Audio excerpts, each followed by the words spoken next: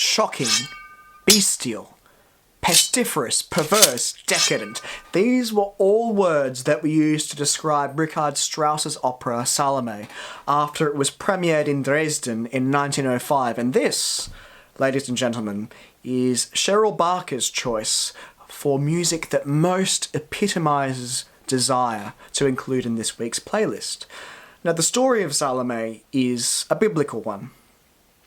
Salome is the stepdaughter of the all-powerful King Herod, and Herod desires to have his stepdaughter Salome so much, while she desires the holy man John the Baptist.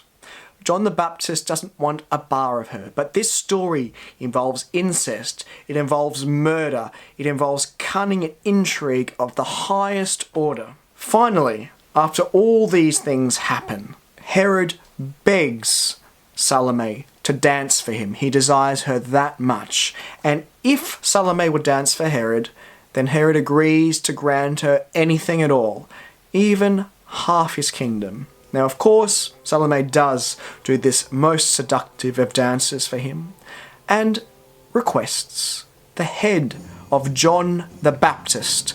Now, after this seductive dance, in which in a lot of opera productions, Salome takes off all her clothes, the severed head of John the Baptist is brought in on a platter, to which Salome kisses and embraces Herod. It's even a bit too much for him. He's shocked, and he has her killed. Now, the piece of music that you're going to hear from Salome is this infamous dance, the dance of the seven veils, where slowly and arousingly and seductively and sensuously Salome takes off, one by one, each of these layers, each of these seven veils, until she is, in most productions, naked.